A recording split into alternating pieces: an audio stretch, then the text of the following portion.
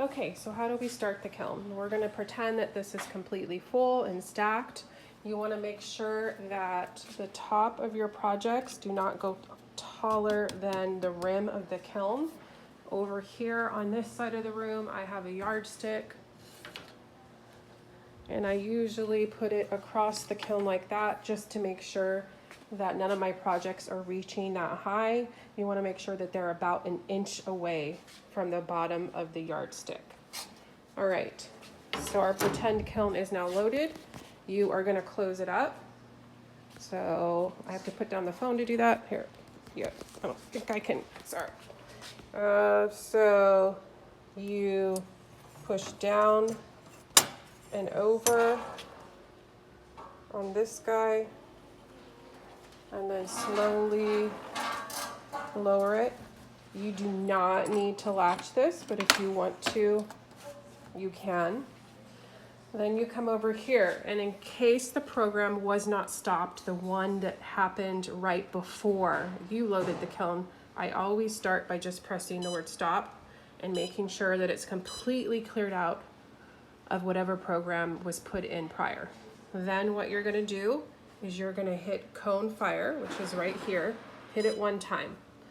When it does that, it's gonna ask you a question. It's saying, do you wanna preheat this? The answer has already been set to no, so you're just gonna press enter one time. Now it's gonna ask you what cone you want. It's already been preset to 0.5, so you're just gonna press enter.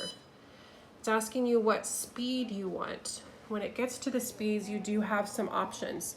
If it's something that's pretty thick and you're concerned that it might be too thick, I would press slow. If it's glazeware or it's something that's fairly thin, you could press medium or fast. For this demonstration, let's just press fast. So now fast is going to show up here. So now I'm just going to press enter. It's asking you if you want to hold the heat when it gets to the height of its temperature. I'm not familiar with that function and I don't really use it. I think it's for more advanced glazing. So it's already set. The answer is 0 or no. So all you have to do is press enter. Then it goes to the word idle, which means it's ready to start. So all you have to do is press start. When you press start, the word on is going to be displayed and you can hear it click on. So then what you need to do is turn on both fans. I'm going to turn on the quieter one first so that you can hear me. You come over here, down here, there's a toggle switch. You want to be careful because black widows tend to live down here. You're going to flip that on. You will know that you flipped it on because you're going to hear air moving from the bottom of the machine right here up through the vent. So that's how you know that you pressed the correct direction with the toggle. You're also then going to walk over here and you're going to flip this switch up. Before I flip it up, I just want to show you what it does. See if I can zoom in.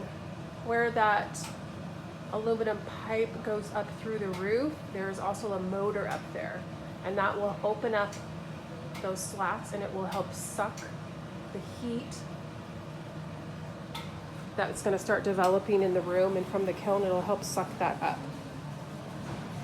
So then you just flip this up. So now the kiln has been started. Again, it takes about 24 hours before you can unload it. Let's pretend that we want to stop the kiln. So we're pretending it's the next morning. You're going to come over here. You're going to turn that off. You're going to walk back over to the toggle switch. Turn that off. You're going to come to the machine and you're going to press stop.